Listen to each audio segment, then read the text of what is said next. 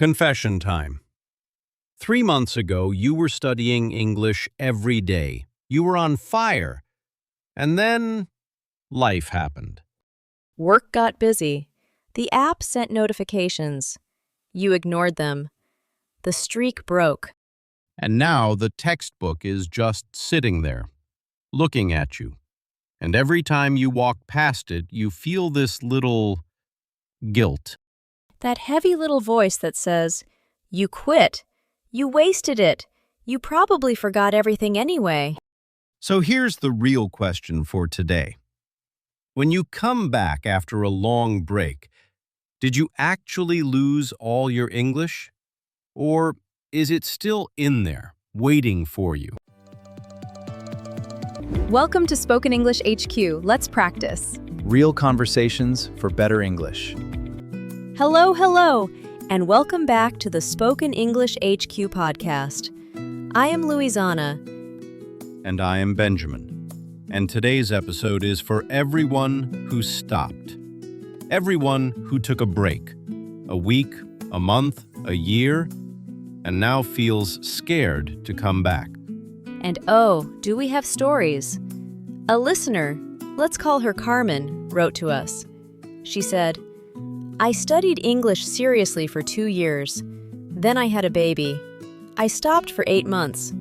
Now I'm terrified to open a book because I'm sure I forgot it all." 8 months with a new baby. Carmen, you didn't quit. You were a little busy raising a human being. A tiny, wonderful excuse. But she feels guilty, and so many of you feel this exact thing. You think a break means you have to start again from zero. And that is the big, painful myth I want to destroy today. The idea that English is like a bucket of water with a hole in the bottom. You stop pouring and whoosh, it all drains out. Empty bucket. A break is not a reset. Say it again. A break is not a reset. Your brain is not a leaky bucket. Your brain is more like a closet. You put the clothes away, you close the door, and when you open it months later, the clothes are still there. Maybe a little wrinkled, but there. I love that. A little wrinkled, not gone. And let me paint the everyday, slightly embarrassing scene we all know. You come back after a break. You try to speak, and the first sentences come out clunky. Clunky. I want to go to, and you panic. Oh no, I really did forget everything. But you didn't. That clunky feeling is not lost English. It's just cold English. Like an old car on a winter morning. You turn the key and it goes. Rrr, rrr, rrr. It doesn't start right away. But you keep trying, and then, vroom, it starts. It was always working. It was just cold. Cold, not broken.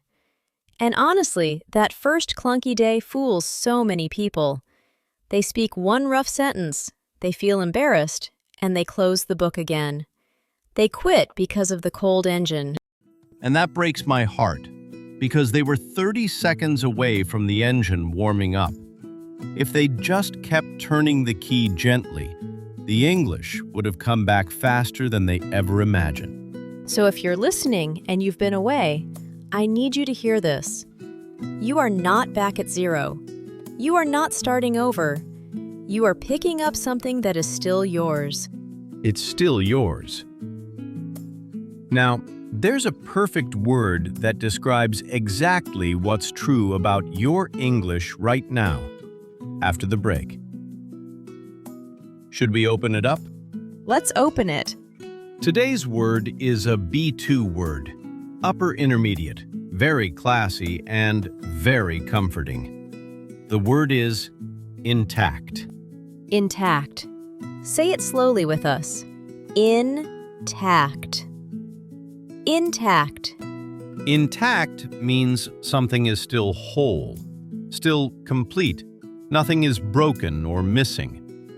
When you come back after a break and you're afraid you lost everything, the truth is, most of your English is still intact. Oh, that's such a kind word, because it tells you the truth. It's still there. It survived. Your vocabulary is intact. Your grammar is intact. It's just sleeping a little. Let me give you some easy ways to use it. You can say, after the trip, my English was still intact. Or, the old photos were perfectly intact. Or, I was nervous, but my skills were intact. It's a great, reassuring word. And a couple of simpler synonyms so it lands. Intact is like still there or whole. If intact feels too big, just think, still there. Everything's still there. And here's why this word matters for you so much. When you believe your English is gone, you feel like a failure, and you don't even want to try. But when you believe your English is intact, just sleeping, you feel hope. And hope makes you open the book again. And that's everything, right? The story you tell yourself decides whether you come back or quit. It's gone makes you quit. It's intact makes you try. So choose the true one, and the true one is, it's intact. Let me tell you about a listener, Tomas. He stopped studying for a whole year. A whole year! And he was so scared to come back. We told him this one idea. Your English isn't gone. It's intact. It's just asleep. And he decided to test it. He gave himself 1 week of gentle practice. And after 1 week, he wrote to us, almost shocked. He said, "It came back so fast. By day 4, I felt almost like before. It really was still in there." of course it was, because coming back is always faster than starting fresh. The first time you learn something, it's slow. The second time, even after a break, it's much, much quicker. Your brain remembers the path. So here's a practice sentence for you at home. Repeat after me. My English isn't gone. It's intact, just asleep. One more time, slowly. My English isn't gone. It's intact, just asleep. Beautiful. And there's your B2 word, in a sentence you actually need. Can I add a little story of my own? Years ago, I stopped practicing French, a language I loved, for almost 2 years. And I was so convinced I'd lost it. So convinced. I avoided it because I didn't want to feel the loss. Ah, the avoiding. That's the dangerous part. So dangerous, because the longer I avoided it, the bigger the fear grew. And then one day, a French tourist asked me for directions, and out of my mouth came full sentences. Wobbly, sure, but real sentences. I almost cried. It was all still there. It was intact. And that's the thing. The fear is always bigger than the reality. We imagine an empty closet, but when we finally open the door, the clothes are right there where we left them. A little wrinkled, like you said, but ours. A little wrinkled, but ours. So please, don't let the fear keep you from opening the door. The fear is lying to you. Now, let's lock this in with a strong picture, an image you'll never forget. Let's paint it. Okay, here's the picture, and I bet you already know where I'm going. Learning English is like learning to ride a bike. Oh, the bike, yes. Think about it.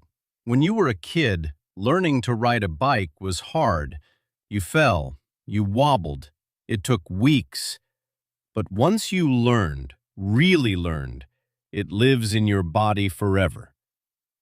Now imagine you don't ride for 5 years. 5 years! Then one day you get back on. And it's wobbly for the first 30 seconds. Wobbly for 30 seconds. And then, your body just remembers. You're riding. The knowledge was intact the whole time. It was just waiting for you to get back on. And English is exactly the same. The break didn't erase your bike riding skill. You don't go back to training wheels. You just wobble for a moment, and then it flows again. Let me make it real with a tiny conversation. Luisana, pretend you just got back on the bike after a break, and I'm an old friend. Okay, be my friend. Hey, it's been so long. How have you been? Oh, hi. I have been good. Yes, good. Busy with work, but happy. And you? How is your family? They're great, thanks for asking. And, see that? The first two words were wobbly. Oh, hi. But by the second sentence, Luisana was riding smoothly. The bike remembered. It always remembers. So, if your comeback feels wobbly on day one, good. That's the wobble. That's normal. Don't get off the bike. Just keep pedaling gently, and the balance comes right back. And here's the kind part. You don't have to ride fast on the first day. You don't have to go up a mountain. Just ride around the block once. One easy lap. One simple conversation. One short video. That's enough to wake the balance up. One easy lap. I love that so much. And here's a gentle promise for you, listening right now. If you've been away, your first lap will feel strange. Your hands won't quite know where to go, and that is completely okay. Nobody is watching. Nobody is grading the wobble. Just one slow lap around the block, and you're a rider again. A rider again. The bike was never the problem. The problem was thinking you had to start at the mountain. You don't. You start at the block. Now, there's a verb that's perfect for this comeback feeling, and I want you to keep it close. Let's take the tour. Today's verb is to revive. To revive. It's a be-to verb, and it means to bring something back to life, to wake it up again after it was quiet or sleeping. To revive. Say it with us. Revive. To revive. A doctor revives a patient. A gardener revives a dying plant with water. And you revive your English after a break. It was asleep, and you bring it back to life. Not from zero. You revive what's already there. And a couple of simpler synonyms so it's crystal clear. To revive is like to bring back or to wake up. If revive feels too big, just think, I'm waking my English up. Same idea. I love the plant image for this, because a plant that hasn't been watered looks dead, right? Droopy, sad. But it's not dead. Give it a little water, a little light, and the leaves lift back up. It revives. Your English is that plant. Yes, and it doesn't need a flood. It doesn't need 3 hours a day. It just needs a few drops. A little water consistently. That's how you revive it. So here's your micro action for today. The gentlest possible comeback. It's called the 10-minute window. For the next few days, you don't study for an hour. You don't make a big plan. You just open something in English for 10 minutes. A song, a short video, one page, 10 minutes. That's the water on the plant. 10 minutes is so doable because the hardest part of coming back isn't the studying, it's the opening. It's lifting the dusty book off the shelf. So we make that part tiny. Just 10 minutes. Anyone can do 10 minutes. And here's the magic. Once you've done 10 minutes for 3 or 4 days, the guilt is gone. The engine is warm. The plant is green again. And suddenly, you want to do more. Not because you forced it, but because it feels good again. Let me tell you about Carmen, our listener with the baby from the start. She couldn't do long study sessions, so she just revived her English with 10 minutes during the baby's nap. One short podcast.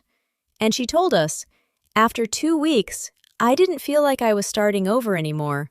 I felt like me again. I felt like me again. That's the whole episode in one sentence. So your homework, the gentle kind, open something in English for just 10 minutes today. Water the plant. Revive what's already intact. 10 minutes. That's it. Now, let's talk about the deepest shift, because this isn't really about a textbook. It's about how you see yourself as a learner. Here we go. Here's the shift. After a break, so many of you start calling yourselves a quitter. I always quit. I never finish anything. I'm not disciplined. And that story is heavy, and it's mean. And worst of all, it's not even true. It's so mean. We say it to ourselves like it's a fact. But taking a break is not quitting. A break is just a pause. And everyone pauses. So try a new identity with me. Not, I'm a quitter who stopped. Instead, I'm a learner who is coming back. Feel that? A quitter walks away forever.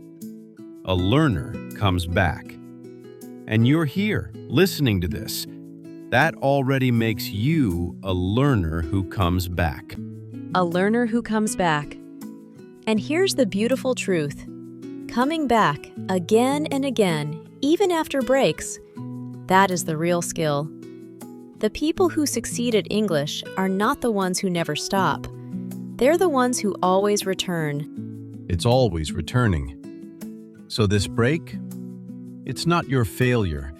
It's just one more chapter in a long story of you coming back.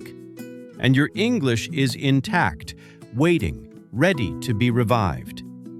You haven't lost a thing. You haven't lost a thing. Now, before we go, Benjamin, let's talk to them directly. Let's. Hey, you. Yes, you. The one with the dusty book on the shelf. We read every single comment and we reply. So tell us, how long has your break been? A week? A year? Don't be shy. There's no judgment here. We've all paused. And tell us this too. What's one tiny thing you'll do today to revive your English? Your 10-minute window?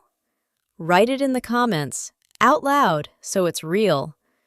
Or honestly, if you just want to write hello to wake your typing up, write hello. We'll reply and welcome you back.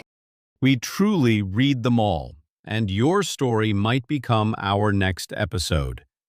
The comment box is your safe place to come back. No guilt allowed.